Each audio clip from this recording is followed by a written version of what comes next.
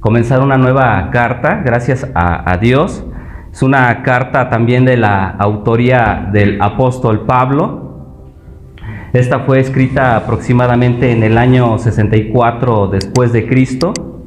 Y como bien dice su nombre, está dirigida a Tito. ¿Ok? Vamos a orar. Amado Dios, tú eres bueno, Señor. Tú eres digno de toda la gloria, toda la honra, toda la alabanza, Padre. Gracias por habernos dado tu palabra, Señor. Gracias porque también somos bendecidos al estar en un lugar donde tu palabra se enseña verso a verso, capítulo tras capítulo, libro tras libro, Señor, donde podemos aprender, conocer todo el contenido de este libro sagrado, Señor. Recibe toda la gloria, Padre. Te ruego que tu Espíritu Santo ponga en nosotros ese deseo, Señor, de las cualidades que hoy vamos a aprender que tienen que reunir los líderes de las iglesias, Señor, en Creta. En el nombre de Jesús, amén. Tito, su nombre significa el valiente defensor. Vamos a entrar un poco en contexto para poder entender qué onda con Tito, el Creta o las iglesias en esta isla y el propósito por el cual Pablo está reiterando o recordándole a Tito qué es lo que tiene que hacer y cómo lo tiene que hacer y por qué lo tiene que hacer. Entonces Tito no era cualquier cristiano, por así decirlo, era un hombre que ya estaba comprometido con Dios, pero que fue gracias a que Pablo fue el instrumento y Dios lo usó para poder instruir a Tito, formarlo, capacitarlo. Es más, él se cree que le compartió el evangelio, por eso se considera que es su padre espiritual. Entonces Tito había viajado y servido con Pablo en muchos lugares. Estuvo con el apóstol Pablo en Corinto y es mencionado en 9 ocasiones en la segunda carta de Pablo a los Corintios. También Tito no solo fue un aprendiz de Pablo, sino también su compañero y colaborador. Tito acompañó a Pablo y Bernabé a Jerusalén para asistir al concilio de Jerusalén, durante el cual se arregló en definitiva el asunto de la judaización de los cristianos, donde judíos que venían de Judá o de Judea, que se habían convertido al cristianismo, ellos eran antes o pertenecían a la secta de los fariseos.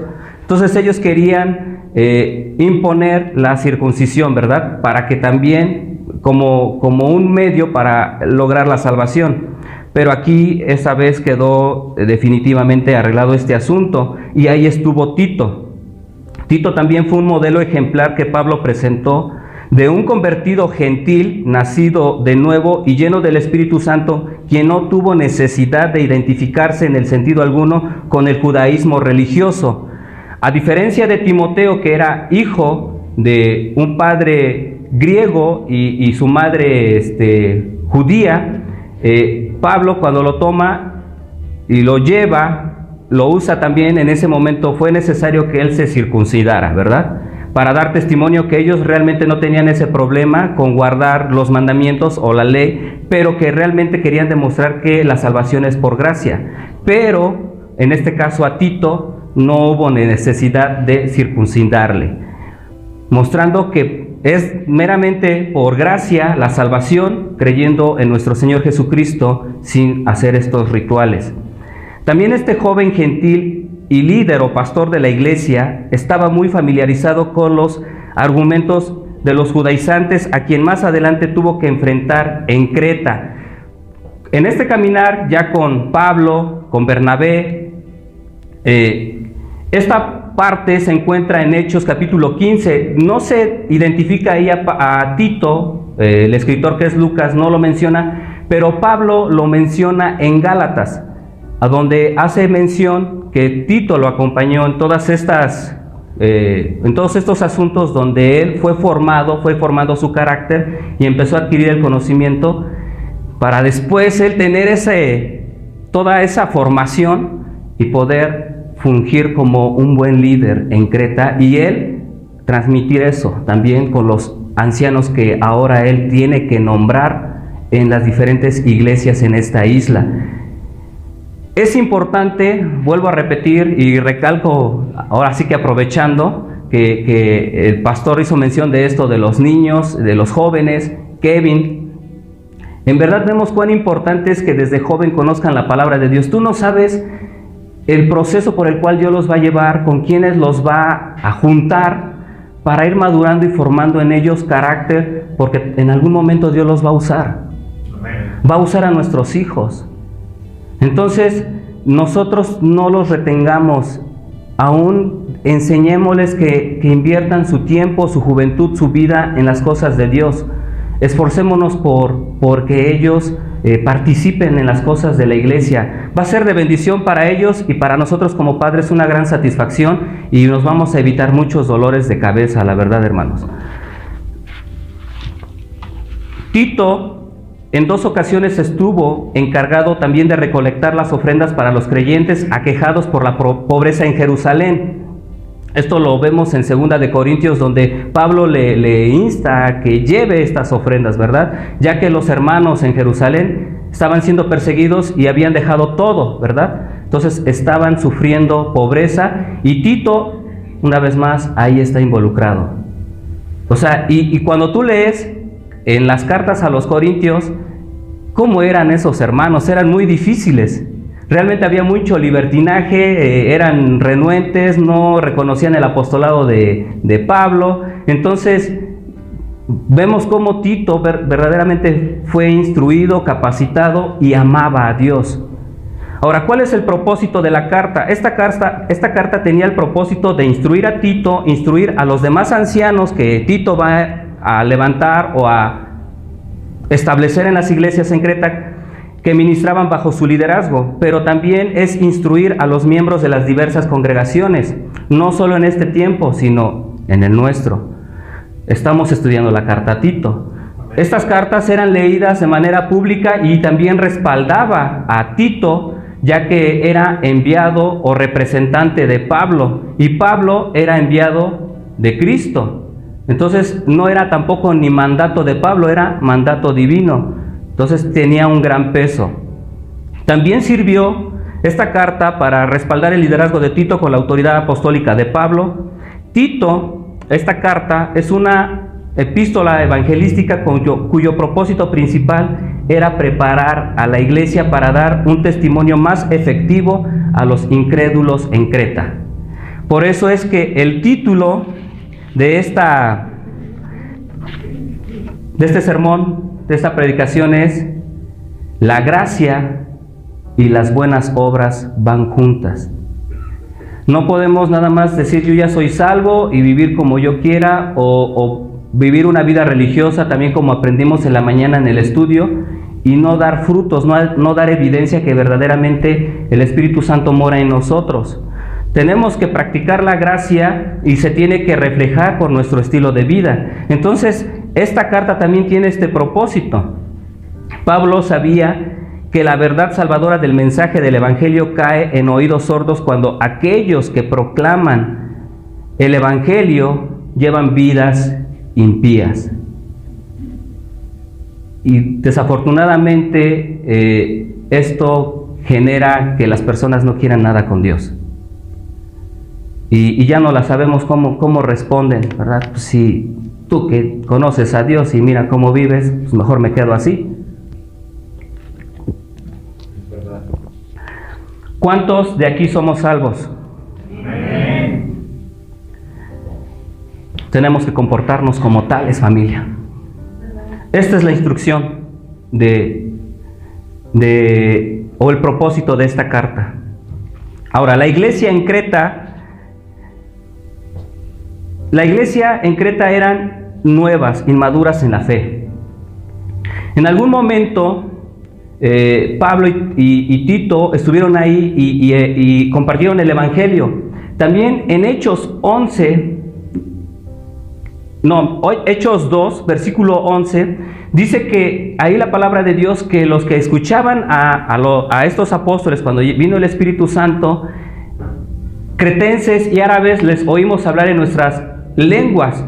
Se cree que ellos también, muchos que estuvieron ese día en el Pentecostés, cuando regresaron empezaron a esparcir el Evangelio, pero eran inmaduros, estaban recién convertidos, necesitaban ser afirmados y bien enseñados, ya que los judaizantes, también muchos cretenses que no creyeron, fueron y trataron de arrebatar esa semilla que ya había caído en tierra fértil. La primera instrucción de Pablo a este anciano o pastor, hablando de Tito, fue nombrar y ordenar a otros ancianos en cada iglesia. Los creyentes de ese lugar eran en especial vulnerables, seguían teniendo la necesidad de líderes fieles y competentes que les fundamentaran con mayor profundidad en la verdad de Dios y que fuesen ejemplos dignos de seguir para llevar una vida piadosa. Esto sucede también en nuestros tiempos, ¿no? Tristemente, hay muchos lugares donde no es el propósito principal de estar parados aquí, enseñar la palabra de Dios, sino es motivarlos, dar consejerías de psicología, o muchas veces hacerles sentir que son fuertes, valientes, o hablan hasta de negocios, y el propósito por el cual están aquí no es otro, sino que hacer ganancias deshonestas, como vamos a aprender también más adelante. Ya teniendo esto como contexto, ahora sí entramos a Tito, ¿verdad? Vamos a leer los versículos del 1 al 4, que dice así: Pablo, siervo de Dios y apóstol de Jesucristo, conforme a la fe de los escogidos de Dios y el conocimiento de la verdad que es según la piedad, en la esperanza de la vida eterna, la cual Dios, que no miente, prometió desde antes del principio de los siglos. Y a su debido tiempo manifestó su palabra por medio de la predicación que me fue encomendada por mandato de Dios nuestro Salvador. A Tito, verdadero hijo en la común fe, gracia, misericordia y paz de nuestro Padre y del Señor Jesucristo, nuestro Salvador. Aquí es curioso ver que Pablo se dice o habla de sí mismo como siervo de Dios en el versículo 1, al principio. Por lo general, Pablo en sus cartas siempre se presenta como siervo de Jesucristo. Y aún nosotros podríamos aplicar esto a los hombres que ahora se jactan de decir que son apóstoles, y sacan otras credenciales, empiezan a presumir su liderazgo, la posición a la cual Dios supuestamente los ha puesto, y vemos que Pablo simplemente dice siervo de Dios, ¿no? Él pudo haber dicho, pues yo soy del linaje de Benjamín, presumir que él ha escrito o él escribió, esta es la penúltima carta que escribió, yo escribí casi la mitad del Nuevo Testamento, yo tengo los dones de milagros, yo fui arrebatado al tercer cielo. Simplemente él dice siervo de Dios.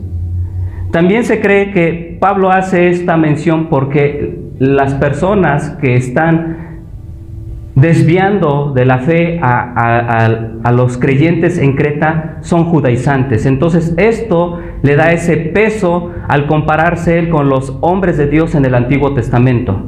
Ellos siempre se llamaban siervos de Dios, para que tuviera esa autoridad ante esos hombres que a fuerza querían imponer las obras, ¿no?, de la religión. Pero aplicándolo de manera general a todos los creyentes en el Señor Jesucristo, vamos a leer Romanos 6:22, que dice: mas ahora que habéis sido libertados del pecado y hecho ¿qué? No nada más es el apóstol, no nada más es Tito. ¿Quiénes somos siervos de Dios? Todos los que hemos venido a ser libres del pecado, pasamos a ser siervos de Dios. No es algo exclusivo que Dios demanda solamente de los líderes, sino de todos los creyentes. Nosotros tenemos que someter nuestra vida al señorío, a la autoridad de Dios, que dice que tenéis por vuestro fruto de qué, de la santificación como fin de la vida eterna. Entonces, ser cristiano equivale a ser siervo de Dios. ya no somos nuestros, sino que hemos sido comprados por precio. ¿Cuál fue el precio por el cual fuimos comprados, familia? La sangre de Cristo, ¿verdad? Puesto que no nos pertenecemos, entonces ya no vivimos para nosotros, sino para aquel que murió y resucitó por nosotros. Por eso es que somos siervos de Dios, todos, familia. Es lo mejor. Cuando somos siervos de Dios, es decir, cuando somos sus esclavos, porque ese es el significado, y Pablo se hace llamar el esclavo, pero el del más bajo nivel. Entonces no tenemos por qué estar condicionando a Dios o pensando las cosas para hacer su voluntad. Tenemos que obedecerlo, familia. Cuando somos sus esclavos, verdaderamente nosotros somos libres. Dice que también él es apóstol de Jesucristo en el versículo 1 de Tito 1. No solamente es siervo de Dios, Pablo se dice apóstol de Jesucristo, y apóstol viene de la palabra apóstolos y tiene el significado básico de ser un mensajero, pero no cualquier mensajero, es un tipo de embajador que era enviado con un mensaje específico y que habla con autoridad de aquel por quien era enviado. Entonces la autoridad del mensaje, por lo tanto, no se deriva del mensajero, sino del remitente. Por eso es que lo que está escrito y lo que Pablo escribió no es la autoridad de Pablo, es Dios. Él simplemente está dando el mensaje. Él es el mensajero, Él es el embajador. La autoridad es del remitente, que es Dios. Por eso es que nosotros debemos meditar, debemos de atesorar la palabra, y es lo único que tenemos que enseñar, familia, no choros. Dice, conforme a la fe de los escogidos. La fe acciona la justificación, el acto de gracia mediante el cual Dios considera y declara como justo a aquellos que han depositado su fe y su confianza ¿en quién? En su Hijo Jesucristo. Todos los creyentes somos justificados gratuitamente por su gracia. Entonces, por eso es que la gracia y las buenas obras tienen que ir de la mano, familia. En Efesios 2:8, ¿qué dice? Porque por gracia sois salvos, por medio de la fe, y esto no de vosotros, pues es don de Dios. La gracia es un regalo que nosotros no merecemos. Esa gracia nos ha llevado a creer en el Señor Jesucristo, y creer en el Señor Jesucristo es lo que nos ha dado salvación. Dice que Dios nos ha escogido, y Dios ha escogido no solamente a los judíos que en su momento, o que siguen creyendo en Jesucristo, sino a todos, a los gentiles, a todos nosotros que éramos pecadores, familia. De todas las naciones, ¿para qué? Para salvarles y tenerles con Él por la eternidad. Dios quiere tenernos con Él por la eternidad. Nosotros realmente, hablando humanamente, carnalmente, no queremos nada con Dios. Es Dios el que desea tenernos con Él, y nos ha dado su palabra para saber cómo llegar a Él, cómo ser transformados por medio de la obra del Espíritu Santo. Efesios capítulo 1, versículo 4 y 5 dice así: según nos escogió en Él, o sea en Jesucristo, antes de la fundación del mundo, para que fuésemos santos y sin mancha delante de Él.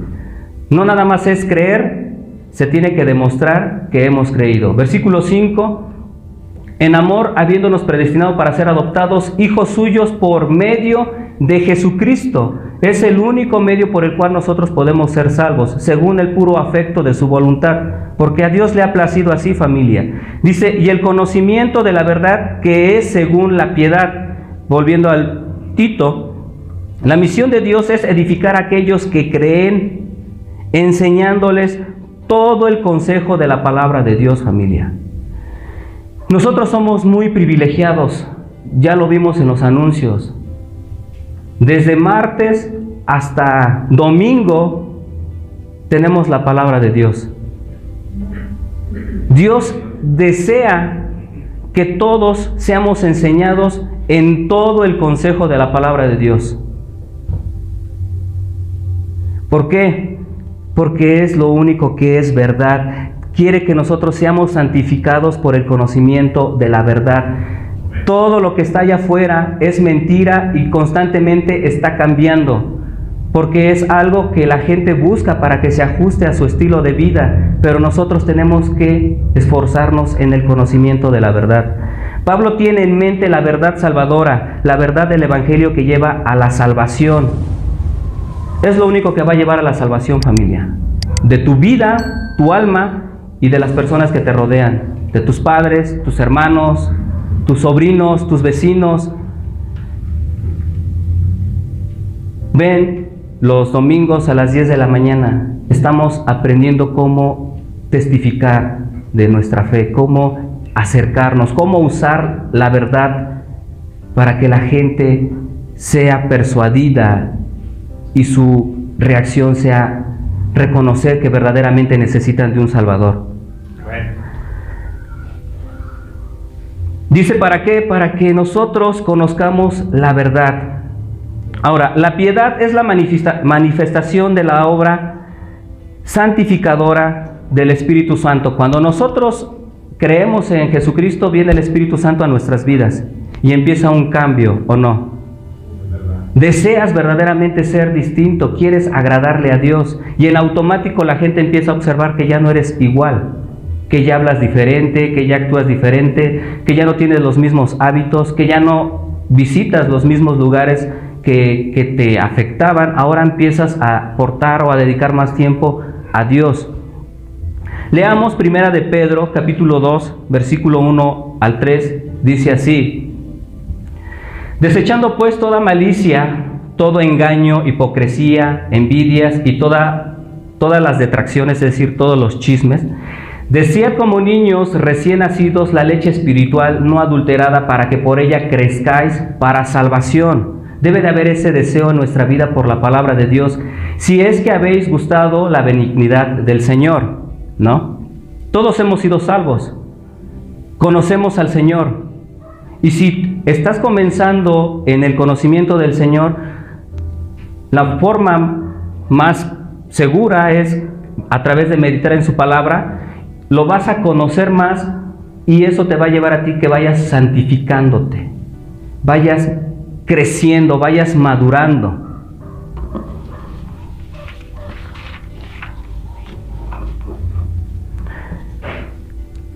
En la esperanza de la vida eterna, hablando de Tito, el Espíritu Santo de la promesa no solo nos sella en Jesucristo, sino que también es dado como las arras de nuestra herencia hasta la redención de la posesión adquirida para alabanza de su gloria.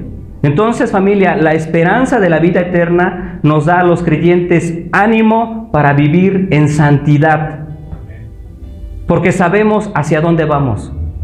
Sabemos de qué se trata esta vida también. También la esperanza de la vida eterna nos anima para el servicio. También nos da ánimo para soportar cualquier sufrimiento que podamos experimentar por causa de Cristo. Porque vamos a compartir la palabra y de repente te van a rechazar, ¿no? Algunos. Pero nuestra esperanza nos da ese ánimo para continuar. Tal vez esta ocasión no quiere nada con Dios esta persona, pero en unos 2-3 meses o tal vez en años, si Dios todavía le concede vida, probablemente crea. A mí me pasó eso.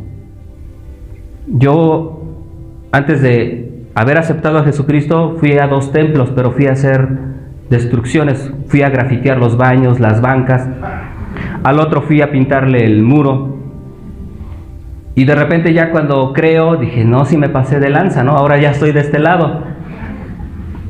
Pero yo agradezco, gracias a esa persona que me estuvo compartiendo, Dios me permitió haber llegado a un lugar a trabajar y ahí encontrar un compañero que era cristiano y que no tuvo temor. Y que al principio yo lo rechazaba, pero persistió. Transcurrieron alrededor de 8 meses cuando yo ya tuve que tomar una decisión. A través de la verdad, ya te das cuenta de que estás mal y ahora a partir de ahí tienes que tomar una decisión. O continúas igual o te decides por Cristo. Entonces, soportemos, familia, porque tenemos una esperanza. Amén. Y nuestra esperanza es la vida eterna. Dice, la cual Dios, que no miente, prometió desde antes del principio de los siglos y a su debido tiempo manifestó su palabra. Transcurrieron alrededor de 1500 años aproximadamente en que se reunieron estos 66 libros, ¿no? Y ahora la tenemos, familia, aquí, ¿no? Ya la tenemos bien papita o acá. Ya vas en el carro, o bueno, en el camión, en el transporte, o no sé, en algún momento, en lugar de que cheques tu Face, chútate un capítulo de la Biblia. Apréndete los 10 mandamientos, tú desafíate, me voy a aprender los 66 libros, ¿no? Ahora me voy a memorizar este versículo. Nadie más que nosotros mismos tenemos que dar esos pasos. Por nuestra esperanza, familia, en la vida eterna, nosotros tenemos que desafiarnos, aún el orar. Honestamente, a veces dices, ay, hoy sí mejor descanso, o hoy sí mejor de dedicarle este tiempo a la oración, mejor me chuto una película, una serie. Tú tienes que decidir. No, Señor, mejor sí voy a orar, ¿no? Son decisiones, familia. Yo paso esas luchas. Me propongo hacer cosas para el Señor y de repente al segundo o tercer día ya me estoy rajando, ¿no? Pero dije, no, voy a continuar. Todos tenemos que perseverar, familia, porque tenemos una esperanza. Eso es nuestro aliento, nuestro ánimo. Y la esperanza nos la ha prometido alguien que no miente. Veamos Números 23:19. Dios no es hombre para que mienta, ni hijo de hombre para que se arrepienta. Él dijo, ¿y no hará? Habló, ¿y no lo ejecutará? Dios no miente, familia. Si ya tenemos la palabra, algo que Él ya había planeado desde antes de los siglos, antes del inicio de los tiempos, antes de la creación del mundo, y ya está, quiere decir que Dios es fiel. El Dios de la verdad prometió desde antes de los principios de los siglos que quienes Él ha escogido, aquellos que llegan a tener fe en Jesucristo por medio de su verdad, que conduce a la piedad, tienen la esperanza cierta de vida eterna desde antes del principio de los siglos. Porque Dios ya sabía que nosotros hoy, domingo, íbamos a estar aquí escuchando su palabra. De hecho, Dios ya sabe y ya nos ve en el cielo, porque Él es Dios. Para Él no existe el tiempo. En su presencia Él conoce todo. Él sabe quiénes íbamos a creer, y para nosotros los que hemos creído por medio de Jesucristo, Él ya tenía preparado todo esto. Él ya nos ve disfrutando su presencia en la eternidad, familia. En verdad. De repente nuestros sentidos, nuestros ojos se clavan en este mundo. Pero por eso es bueno leer la palabra, para que te desenganches, ¿no? No vamos a ser aquí eternos, familia. Dice, desde antes del principio de los siglos, es decir, desde antes del comienzo del tiempo o de la creación. Dice, por medio de su palabra. Su palabra es la única fuente de esta verdad monumental, familia. Su palabra es el único mensaje verdadero acerca de Dios, no los sueños que tuvo otros hombres y que ya forman otros movimientos, no la iglesia tradicional, que también a veces avientan sus choros. Aún dentro de la iglesia evangélica todavía hay personas que usan su astucia, su labia para desviarte. No, la palabra es el único mensaje verdadero acerca de Dios. Es la única forma efectiva también de hallarle a Dios, la única manera de agradarle y la única esperanza de estar con Él por siempre. De repente, como yo estoy estudiando, estoy compartiendo, ven, los libros proféticos, los profetas menores, tengo que estar leyendo todo acerca del Apocalipsis, ¿no? Entonces me lleva a tener que estudiar Apocalipsis para poder entender un poco más esa profecía. Y vas descubriendo todo lo que va a acontecer y más allá, en el reino milenial y en la eternidad. Dices, Señor, ya ven pronto, ¿no? Empiezas así como que a desear, a anhelar ese momento. ¿Por qué? Porque es su palabra la única esperanza de estar con Él para siempre. Leamos la palabra de Dios, familia. Se encuentra en lo que Dios mismo manifestó por medio de su palabra. Entonces no podemos proclamar algo que no sea la palabra de Dios misma. No podemos tampoco, vuelvo a lo mismo, desafortunadamente se enseñan otras cosas a veces en las iglesias. La verdad que necesitamos para el evangelismo se encuentra en su palabra. Vengan a las 10 de la mañana, familia, los domingos. La palabra es la única semilla que da vida eterna. Toda la verdad que necesitamos para edificar a los creyentes se encuentra en su palabra. Nada que porque ya estamos en este tiempo tenemos que añadir otras cosas para que la gente pueda encontrar algo atractivo. La palabra es suficiente, familia. Dice, por medio de la predicación que me fue encomendada por mandato de Dios nuestro Salvador. Habla de predicación, que es proclamación, pero siempre que se emplea esta palabra alude a la predicación pública de la palabra de Dios. Es por esta razón que la predicación expositiva, verso a verso, capítulo tras capítulo, libro tras libro, explica el significado de las Escrituras. Somos muy bendecidos, familia. Yo una vez escuché una frase que decía, no importa, más bien, no busques una iglesia que esté cerca a tu casa. Busca una que esté cerca a la palabra de Dios, o que se acerque más a la palabra de Dios. Pues me animó más a continuar viniendo hasta aquí. Y sí, tristemente sí hay iglesias cerca de donde vivimos, pero no todos hablan la sana doctrina. La responsabilidad de predicar no consiste en fabricar mensajes basados en su propia sabiduría o astucia con el fin de manipular. Y todo esto es por mandato de Dios, ¿verdad? Por mandato de Dios, dice entonces, la palabra, o Pablo se encuentra más bien sometido por mandato de Dios a la misión de predicar el evangelio, y no solamente Pablo, todos nosotros. Dios nos manda a predicar el evangelio de Dios nuestro Salvador. Para Él es un gozo salvar a los pecadores. Él desea que nosotros hablemos porque quiere seguir salvando a muchos. Él desea que todos se salven, que nadie se pierda. Por eso necesitamos hablar la verdad, la palabra. Dice, y a Tito, verdadero hijo en la común fe, gracia, misericordia y paz de Dios Padre y del Señor Jesucristo nuestro Salvador.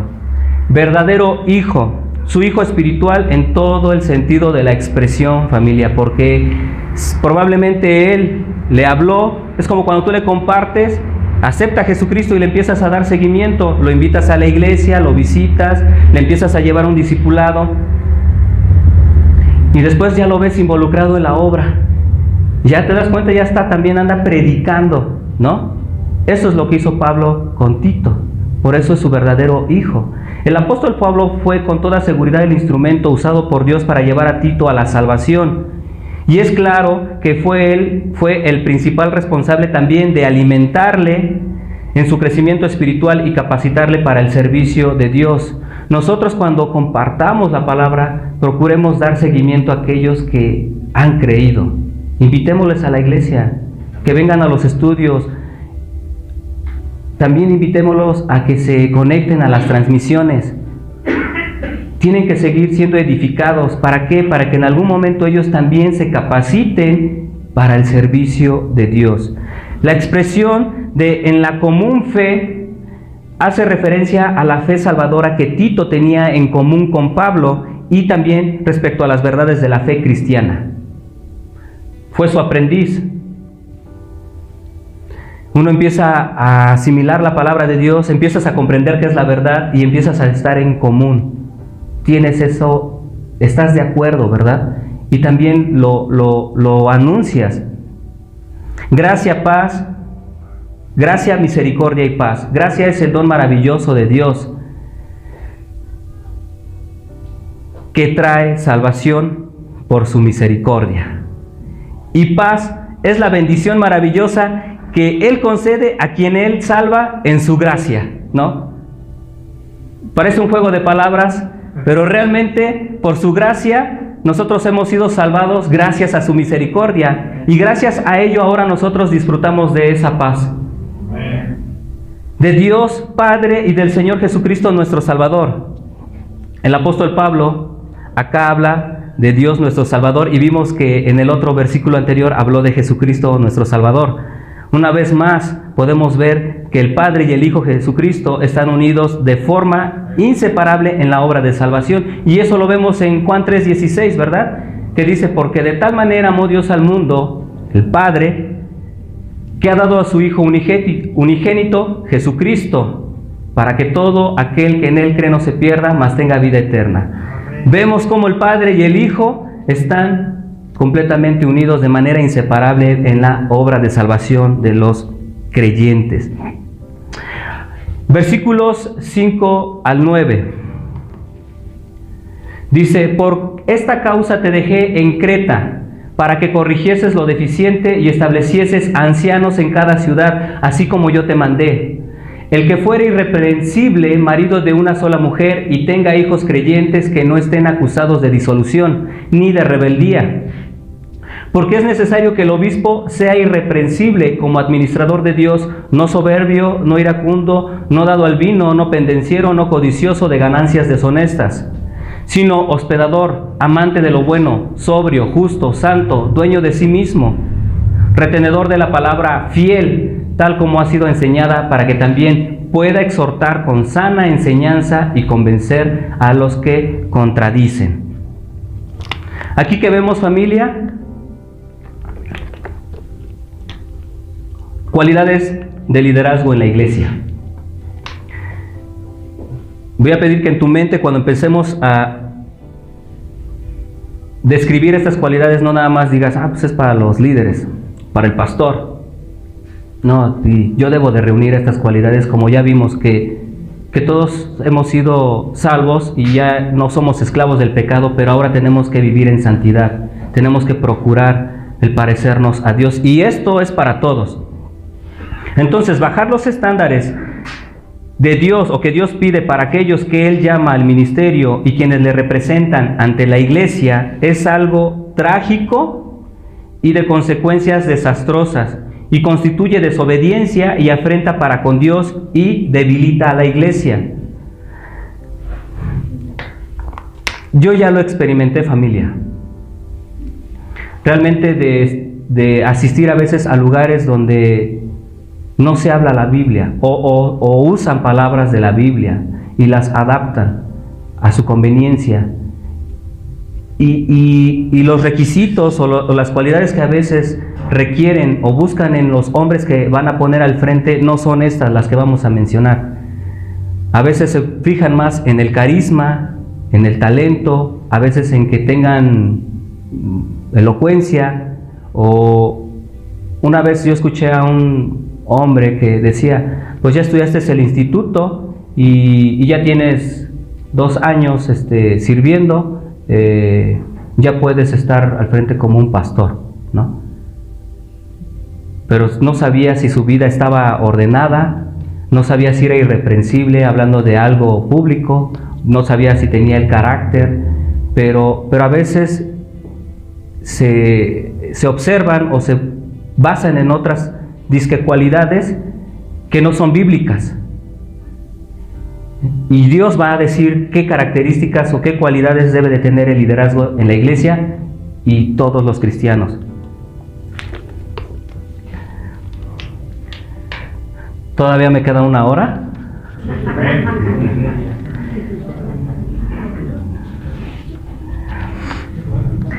Entonces el apóstol Pablo menciona 2 razones para haber dejado a Tito en Creta.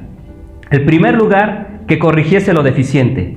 Tito tenía encomendada la tarea de corregir y rectificar ciertas doctrinas y prácticas. A veces aquí van a llegar o han llegado, o a veces llegamos como venimos de otros lugares con otros rollos. Y la palabra de Dios corrige eso. Pero para eso tiene que haber hombres que hablen la palabra de Dios, para corregir lo deficiente. también para corregir aquellas prácticas. De repente, oye, brother, no, esto no está chido, ¿no? O tú ya no tienes que hacer esto o creer esto.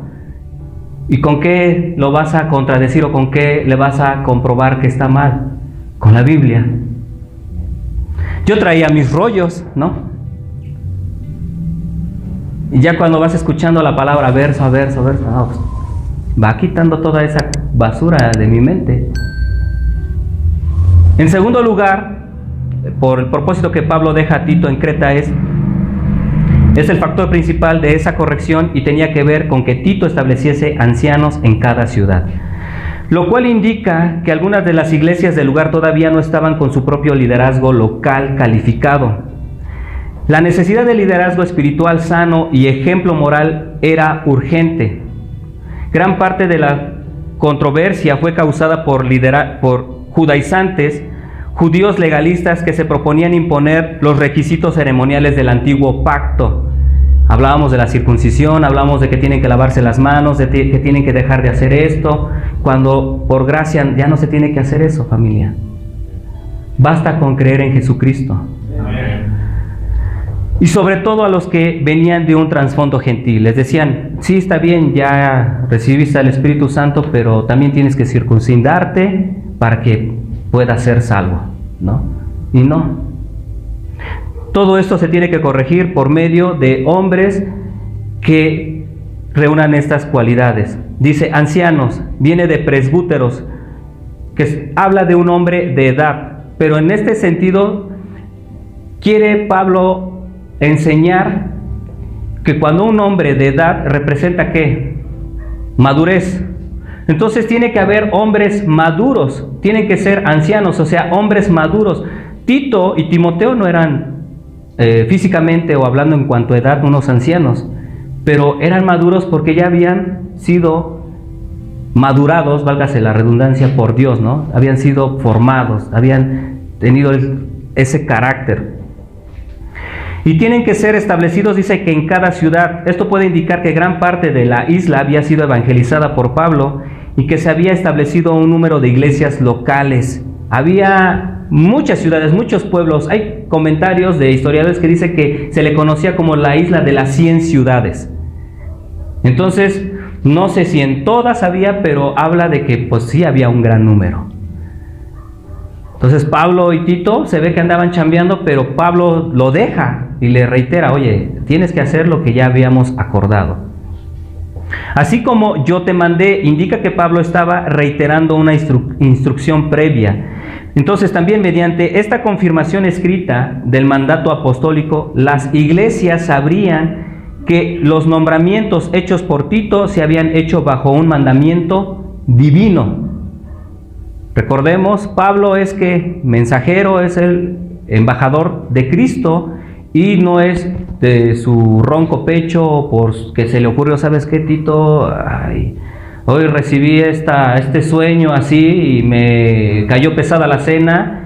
Y no, o sea, Dios le hablaba y sí tenía sueños, pero recordemos que eran hombres que tuvieron un contacto directo con Dios. La instrucción fue directa, de primera mano. Y con esto, al leerse esta carta en público, le está dando este respaldo a que no es ocurrencia de Tito, sino que verdaderamente es por parte de Dios. Y estos líderes de la iglesia debían tener reputaciones públicas, intachables, y también deberían de ser aprobados en cuanto a 4 áreas específicas. La primera era moralidad sexual, liderazgo familiar, carácter general y habilidad para enseñar. Entonces, hablando de la reputación pública, tiene que ser irreprensible. Esto es esencial y habla en sí en una ausencia total de acusaciones contra una persona. Tú no tienes que dar motivos para que las personas te acusen. Tal vez de repente sí somos acusados de manera injusta. Aquí habla de que no debe de ser con justa razón, y mucho menos que haya acusaciones. Pablo no está hablando de perfección y ausencia total de pecado, sino que los líderes en la iglesia de Cristo no deben de tener defectos pecaminosos en sus vidas. Es una gran responsabilidad, familia, pero repito, no solamente es para los líderes, es Todos debemos de esforzarnos por ser así irreprensibles. Dice que tiene que ser marido de una sola mujer. Esto habla en esencia a la fidelidad. No es de que, pues como ya eres viudo, pues ya no te puedes casar, ¿verdad? Porque si te casas ya tuviste entonces dos mujeres, ¿no? No está hablando nada de esto Pablo. Está hablando más que nada de fidelidad. Y tampoco se refiere aquí a que si eres soltero te tengas que casar. Está hablando de lealtad, fidelidad a tu mujer que es tu esposa. Todos podemos venir de diferentes trasfondos. El caso es que como cuando Dios te toma, de ahí tiene que haber el reflejo de esa transformación. Si vienes de un divorcio y te vuelves a casar, pues ahora a esa persona le tienes que ser fiel. O eres viudo y también te casas, pues tienes que hacer lo mismo, ser fiel, nada de que pues ya tuve esta y pues no nos entendimos, ¿no? O no funcionó, o se acabó el amor. No, es fiel. Y que tengan hijos creyentes que no estén acusados de disolución y rebeldía. Entonces esto habla de ser un hombre que puede dirigir a su propia familia en lo espiritual y en lo moral. Ponles familia kids. Amén. Eres un padre o una madre que te preocupa el crecimiento espiritual de tus hijos, ponle esa transmisión, ¿verdad? Ponle esos videos. Y también enséñales acerca de lo moral. Que no sean rebeldes, dice que no sean, que no anden en disolución, o sea, que no anden en libertinaje, alboroto, que haya esa autoridad o ese liderazgo en tu casa. En Timoteo le dice que sepa tener a sus hijos bajo sujeción, ¿verdad? Tal vez hace referencia a los hijos pequeños. Aquí habla de hijos creyentes. Pero ¿cómo van a ser creyentes si no eres congruente con lo que tú les hablas y tal vez no lo vives? Tus hijos tienen que ver ese ejemplo, tienen que ver que es práctico el evangelio, el ser cristiano. Para que tus hijos digan, no, pues eso está chido, porque van a empezar a comparar tu vida como su padre, como esposo de su mamá, con las demás, los papás de sus compañeritos en la escuela. Los niños en las escuelas comentan las broncas que hay en el hogar y ellos van a decir, no, pues gracias a Dios en mi casa estamos bien, ¿no? No pasa de diferencias que se resuelven fácilmente. Ahora, hablando del carácter general, menciona que ahora habla, en lugar de anciano, habla de obispo, ¿verdad? Y obispo es una persona que ve, supervisa o vigila y cuida a otros. Es un título alternativo para anciano.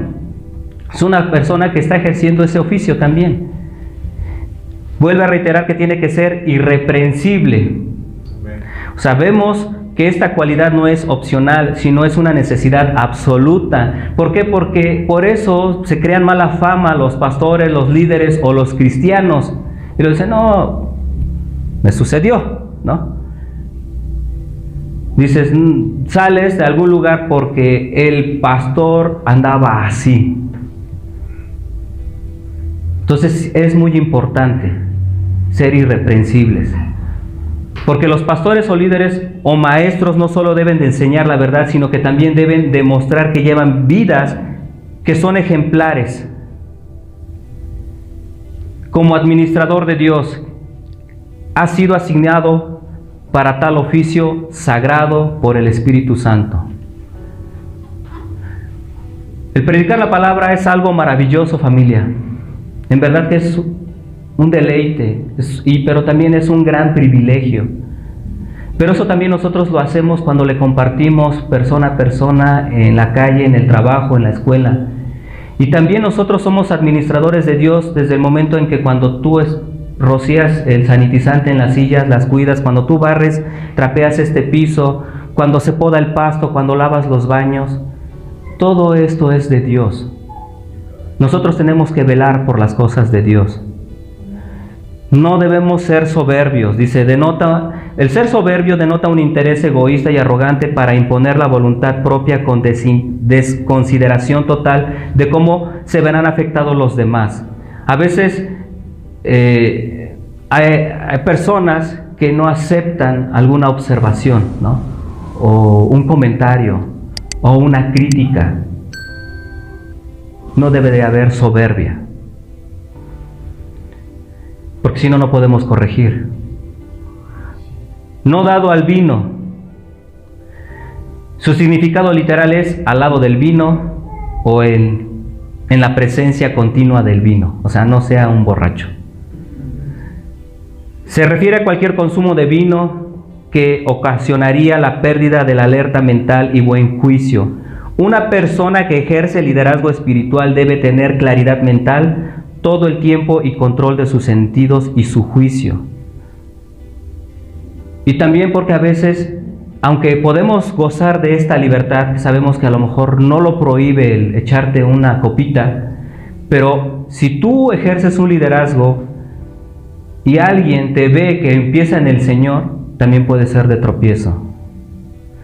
Entonces, si amas a Dios y amas a las personas, pues te reservas esa libertad. Lo amo. Amo a mi vecino, amo a mi familia que le estoy compartiendo y viene de este contexto que era alcohólico. Mejor no. Y ya, no pasa nada.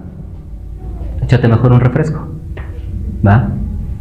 No pendenciero. Puede referirse a peleas físicas o verbales. Por igual, no debe tratar de manera cruel, abusiva o vengativa a cualquier persona sin importar con cuánta crueldad pueda ser o haber sido provocado. O sea, no tenemos que ser de mecha corta, familia. No nos tiene que gustar la bronca, el pleito. O sea, relax, ¿verdad?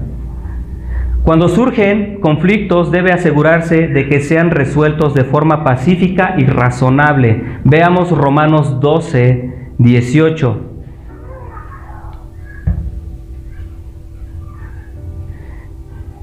Dice, si es posible, en cuanto dependa de vosotros, estad en paz con todos los hombres. ¿Solo los líderes? Todos. Se tiene que reflejar que somos hijos de Dios.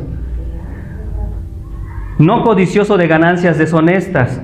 Se refiere a una persona que sin honestidad ni integridad busca riqueza y prosperidad económica a cualquier costo.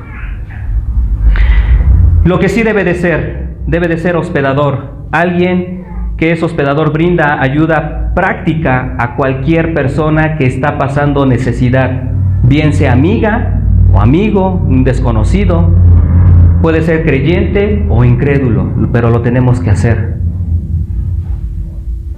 Gálatas 6:10 dice así: así que según tengamos oportunidad, hagamos bien a todos familia, pero mayormente a los de la familia de la fe.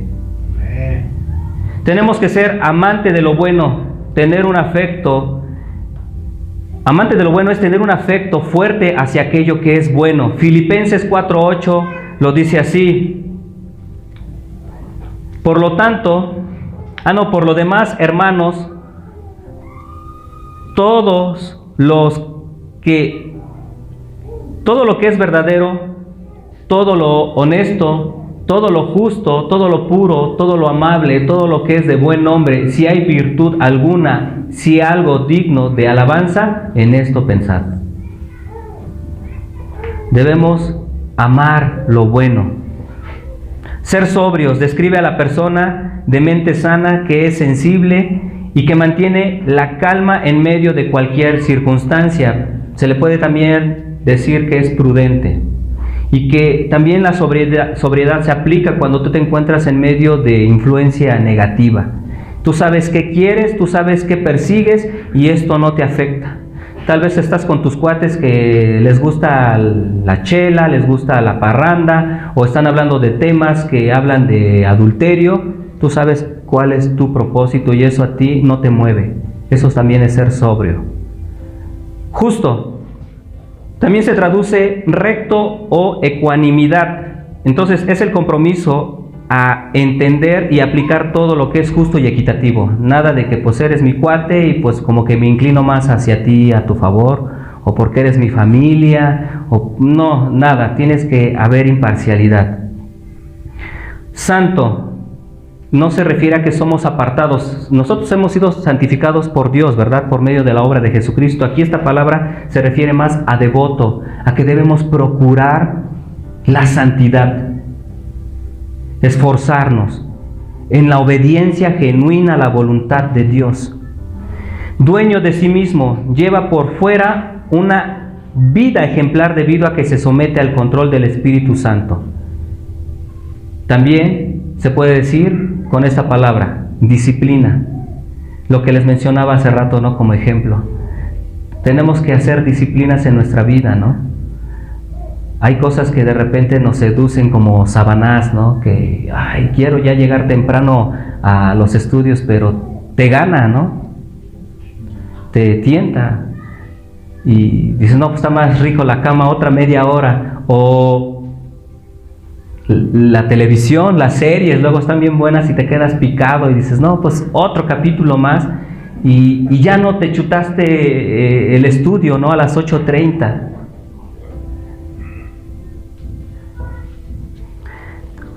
Ahora esto, familia, como les dije, no quiere decir que estos estándares básicos de Dios sean más altos para los líderes o pastores o que para otros creyentes. Leamos Mateo 5:48.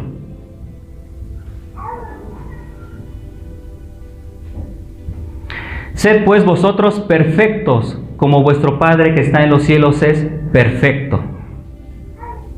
¿Cuántos tenemos al mismo Padre perfecto? Nosotros tenemos que ser perfectos, tenemos que madurar, familia, tenemos que procurar llegar a esa estatura. Retenedor de la palabra, fiel como ha sido enseñada. Retenedor significa aferrarse o adherirse con fuerza a algo o a alguien, o sea, no tienes que soltar la palabra de Dios. Voy a correr un poquito porque ya me ganó el tiempo. Palabra fiel, palabra de Dios, es la única palabra que es fiel, todo lo demás es mentira, familia. Tal vez de repente te endulzan el oído y te anima, pero se acaba eso, se esfuma. Entonces debemos amar la palabra de Dios, respetarla, estudiarla, creerla y obedecerla, para que también podamos exhortar con sana enseñanza y convencer a los que contradicen. Les decía, a veces venimos con nuestros rollos, pero si no tenemos la sana doctrina no podemos enseñar, no podemos corregir. Y de esta manera convencer a los que la contradicen. Ese es el propósito. La palabra de Dios te convence porque es el Espíritu Santo el que te muestra tu pecado. Leamos versículos del 10 al 13, por favor. Porque hay aún muchos contumaces, habladores de vanidades y engañadores, mayormente los de la circuncisión, a los cuales es preciso tapar la boca, que trastornan casas enteras enseñando por ganancia deshonesta lo que no conviene.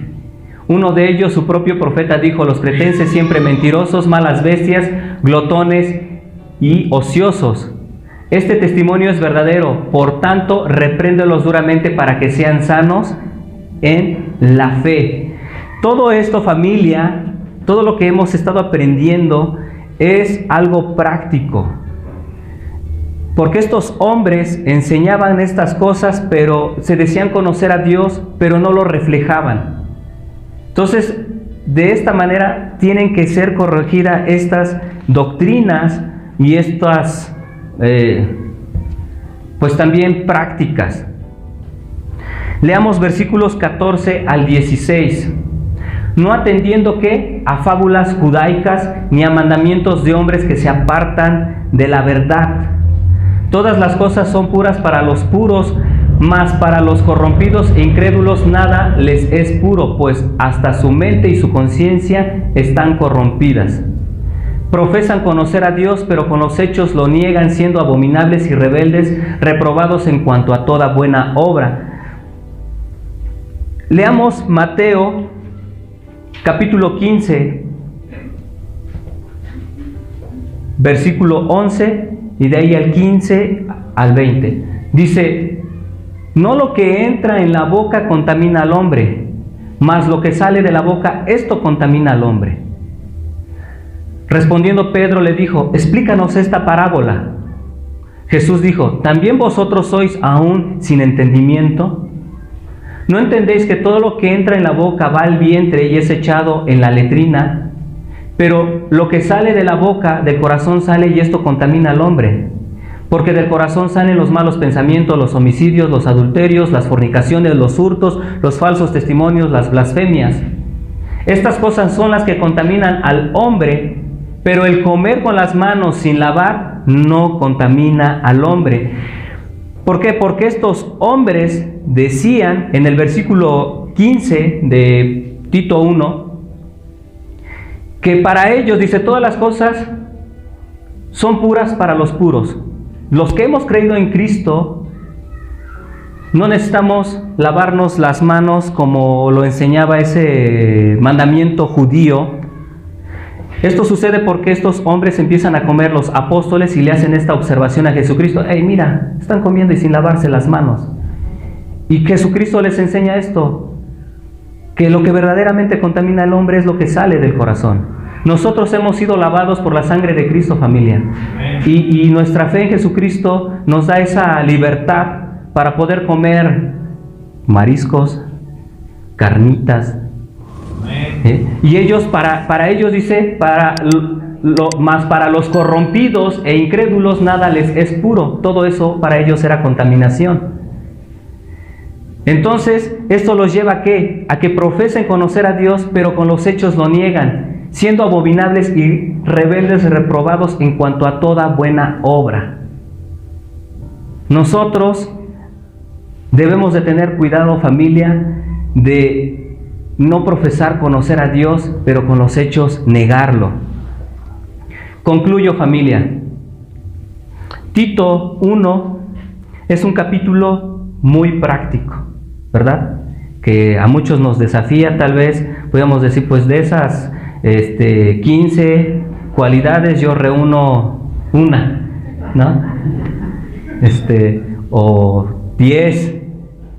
Pero realmente propongámonos un reto, no que descansemos en las obras como estos hombres, pero que sí podamos ser útiles para Dios y en Dios, porque si nosotros no reflejamos esa transformación en nuestras vidas, las personas hacen oídos sordos, no creen, familia.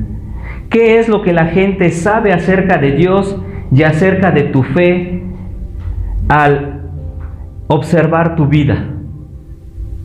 Podría decir, verdaderamente sí eres cristiano, o profesas decir que crees o conoces a Dios, pero con tus hechos lo niegas. El mensaje del Evangelio es ignorado cuando aquellos que lo proclaman llevan vidas que no muestran evidencia alguna de redención. Dios demuestra su poder de salvación por medio de personas salvas, familia. ¿Cómo va a mostrar Dios su poder al mundo si todos seguimos pareciéndonos al mundo? Dios quiere mostrar su poder por medio de personas salvas, y por medio y a través de esas personas salvas salvar más almas. Nosotros tenemos que predicar la palabra, familia, todo el tiempo que podamos, aprovechar el tiempo, ¿verdad? Como también lo dice la Biblia, a tiempo y fuera de tiempo. Pero nuestra vida, como lo vamos a aprender más adelante con Tito, nuestro testimonio tiene que adornar el Evangelio. Amén. Inclina tu cabeza, familia, vamos a orar. Mi Rey, gracias, Padre, gracias por tu palabra, gracias por esta carta maravillosa, Señor, que fue enviada para las iglesias en Creta, Señor, pero que por tu obra maravillosa, por el poder de tu Espíritu Santo, hoy nosotros también podemos darle lectura de manera pública, Señor, y también, Señor, reconocer que necesitamos ser hombres que manifiesten tu gracia, Señor, porque la gracia y las buenas obras, Señor, van de la mano, Señor. No que descansemos en las buenas obras, Señor, pero como dice Santiago, Padre, muéstrame tu fe por tus obras, porque la fe sin obras es muerta. Nosotros, Señor, queremos ser un instrumento para que tú continúes salvando a más personas, mi Rey. Gracias, Padre. Te alabamos, Señor, y te damos toda la gloria, mi Rey. En el nombre de Jesús. Amén. Amén.